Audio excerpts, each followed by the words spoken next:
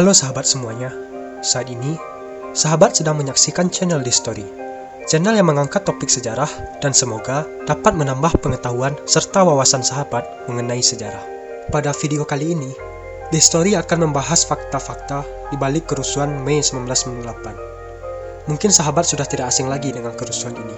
Tragedi kerusuhan Mei 1998 ini menjadi sebuah kerusuhan yang menjadi sejarah kelam bangsa Indonesia. Kerusuhan ini terjadi di penghujung pemerintahan Orde Baru yang juga dikenal dengan masa reformasi. Pada kerusuhan Mei 1998 ini, begitu banyak terjadi pelanggaran HAM seperti kekerasan, pemerkosaan, pembakaran, bahkan penembakan. Apakah sahabat tahu fakta di balik terjadinya kerusuhan Mei 1998 ini? Atau sudah pernah sahabat mendengar sebelumnya? Biar lebih jelas lagi, mari kita ulas. Tapi sebelum kita bahas mendalam mengenai fakta di balik kerusuhan ini, The Story mau mengingatkan kepada sahabat semuanya. Dengan dibahasnya fakta kerusuhan ini, bukan bermaksud untuk mengingat luka lama. Akan tetapi, diharapkan sahabat semuanya bisa lebih membuka mata dan mengingatkan kembali kepada kita semuanya supaya hal serupa tidak terjadi lagi. Dan kita bisa saling menjaga satu sama lain dalam rasa satu kesatuan Indonesia.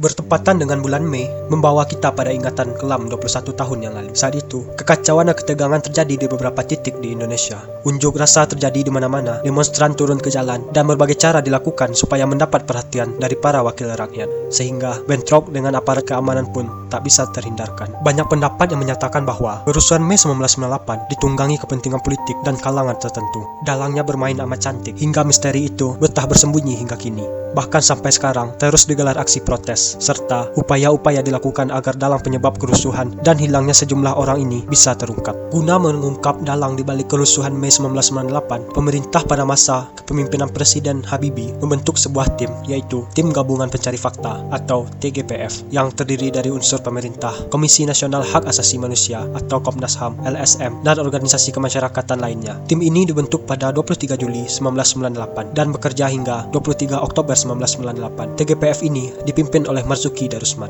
The Story mencoba menghimpun beberapa fakta yang terdapat pada dokumen laporan Tim Gabungan Pencari Fakta. Jika sahabat ingin melihat secara lengkap dokumen tersebut, The Story telah mencantumkan linknya pada kolom deskripsi. Biar lebih jelas lagi, berikut beberapa hal yang telah The Story rangkum dan perlu diketahui dari kerusuhan Mei 1998 berdasarkan temuan TGPF. 1. Terjadinya penembakan mahasiswa pada tragedi Trisakti 12 Mei 1998.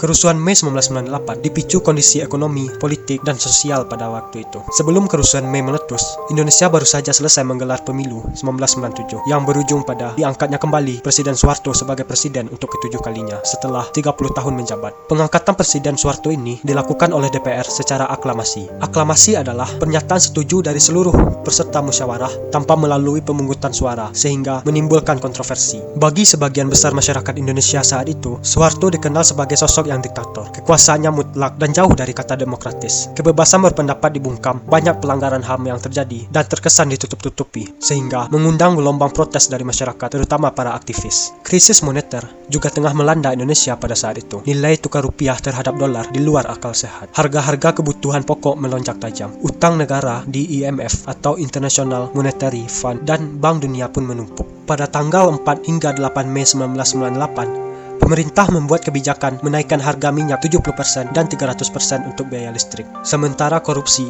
kolusi, dan nepotisme semakin merajalela. Hal ini membuat rakyat Indonesia marah dan mulai menggelar demonstrasi melawan dan menuntut pemerintah melakukan reformasi.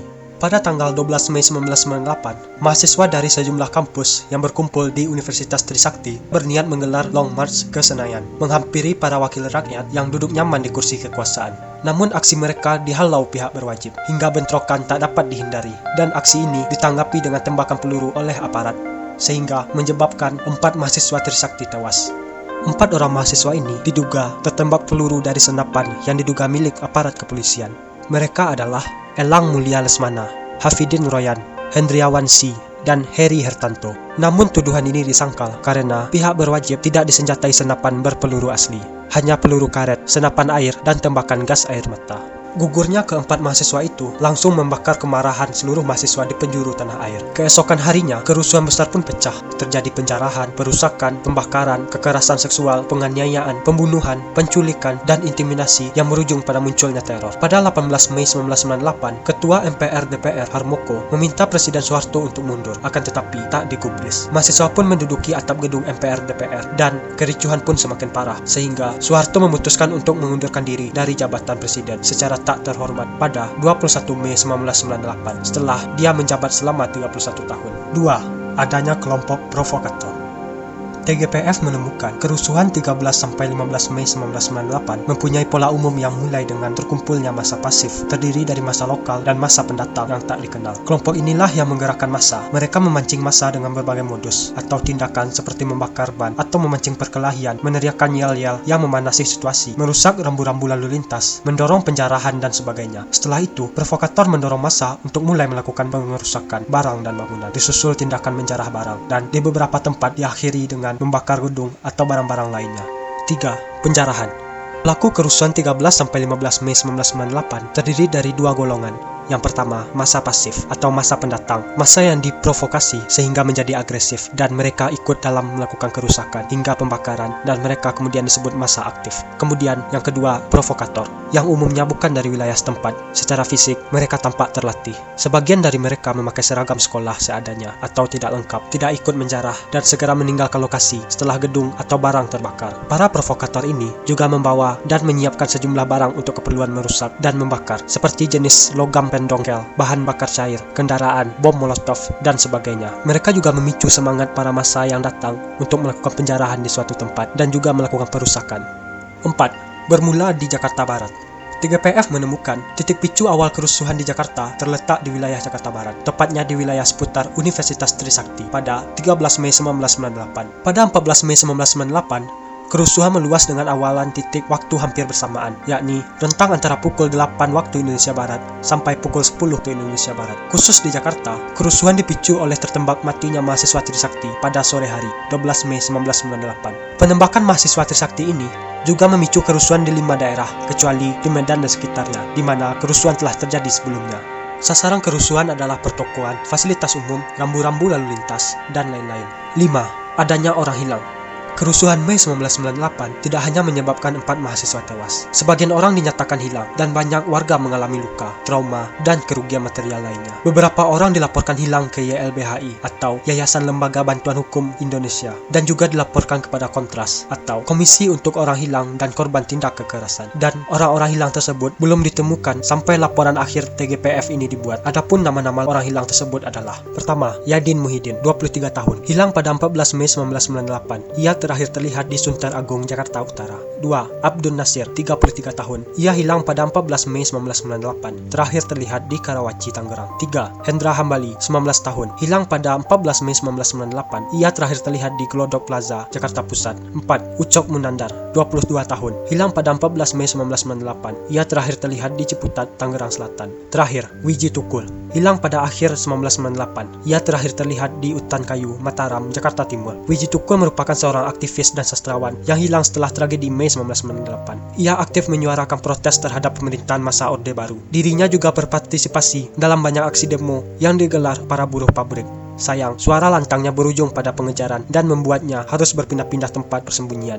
Sebenarnya, masih ada beberapa nama lainnya yang hilang sebelum kerusuhan Mei 1998. Akan tetapi, di sini The History hanya menyampaikan nama-nama yang hilang pada saat dan sesudah kerusuhan Mei 1998. Hingga saat ini, sejumlah aktivis HAM lainnya tak diketahui keberadaannya, menyisakan tanda tanya besar tentang kepentingan apa yang disembunyikan di balik sederet pelanggaran HAM di negeri ini. Bahkan, jumlah orang hilang sebenarnya tercatat melebihi angka 30 orang. 6. Jumlah korban hingga ribuan nyawa. Sulit ditemukan angka pasti jumlah korban dan total kerugian dalam kerusuhan. Untuk daerah Jakarta, TGPF menemukan variasi jumlah korban meninggal sebanyak 1.190 orang akibat ter atau dibakar, 27 orang akibat senjata atau lainnya, serta 91 orang luka-luka. Untuk kota-kota lain di luar Jakarta yang dicatat oleh Polri, sebanyak 32 orang meninggal dunia, luka-luka 131 orang, dan 27 orang luka bakar. Sedangkan tim relawan mencatat 33 orang meninggal dunia dan 74 orang luka-luka. Opini yang selama Nama ini terbentuk adalah mereka yang meninggal akibat kesalahannya sendiri. Padahal ditemukan banyak orang yang meninggal bukan karena kesalahannya sendiri. Perbedaan antara jumlah korban jiwa yang dicatat oleh tim dan yang dirilis resmi oleh pemerintah terjadi karena banyak korban yang telah dievakuasi sendiri oleh masyarakat sebelum adanya evakuasi resmi dari pemerintah, sehingga korban-korban ini tidak tercatat dalam laporan resmi pemerintah. 7. Terjadinya kekerasan seksual. Bentuk-bentuk kekerasan seksual yang ditemukan dalam kerusuhan Mei 1998 dapat dibagi dalam beberapa kategori, yaitu pemerkosaan dan penganiayaan, penyerangan seksual atau penganiayaan, dan pelecehan seksual. TGPF menemukan adanya tindakan kekerasan seksual di Jakarta dan sekitarnya, Medan, dan Surabaya. Akan tetapi, tidak hanya pada saat kerusuhan Mei 1998, ternyata TGPF juga menemukan bahwa kekerasan seksual ini juga terjadi sebelum dan sesudah kerusuhan Mei 1998. Mayoritas kekerasan seksual pada kerusuhan Mei 1998 terjadi di dalam rumah atau bangunan. TGPF juga menemukan bahwa korban diperkosa oleh sejumlah orang secara bergantian pada waktu yang sama. Meskipun korban kekerasan tidak semuanya berasal dari etnis Tionghoa, namun sebagian besar kasus kekerasan seksual yang terjadi pada kerusuhan Mei 1998 diderita kebanyakan oleh perempuan dari etnis Tionghoa. Korban kekerasan seksual ini bersifat lintas kelas sosial. 8. Kebertanggungjawaban pihak keamanan. Dari hasil verifikasi saksi dan korban, testimoni para penjabat ABRI dan mantan penjabat terkait, dari aspek keamanan, TGPF menemukan fakta bahwa koordinasi antara satuan keamanan kurang memadai. Adanya keterlambatan antisipasi membiarkan kerusuhan terjadi. Ditemukan adanya beberapa wilayah yang clash atau bentrok antara pasukan dan adanya kesimpangsiuran penerapan perintah dari masing-masing satuan pelaksana. TGPF juga menemukan adanya kesenjangan persepsi antara masyarakat dan aparat keamanan. Masyarakat beranggapan bahwa di beberapa lokasi terjadi kevakuman kehadiran aparat keamanan. Jikapun ada, mereka tidak berbuat apa-apa untuk mencegah meluasnya kerusuhan. Sebaliknya, para penjabat keamanan berkeyakinan tidak terjadi vakum kehadiran aparat keamanan. Meskipun disadari, pada kenyataannya menunjukkan bahwa lokasi tertentu masih terjadi kerusuhan. Hal ini disebabkan oleh terbatasnya kekuatan pasukan. Baiklah sahabat semuanya, demikian beberapa fakta terkait kerusuhan Mei 1998. Sekali lagi, The Story menggarisbawahi, adapun fakta-fakta yang dipaparkan berasal dari hasil temuan tim gabungan pencari fakta. Semoga video ini bermanfaat. Jika sahabat memiliki saran dan kritikan, silahkan tulis di kolom komentar. Jika sahabat merasa video ini bermanfaat, jangan lupa like dan subscribe channel ini. Sampai jumpa di video selanjutnya.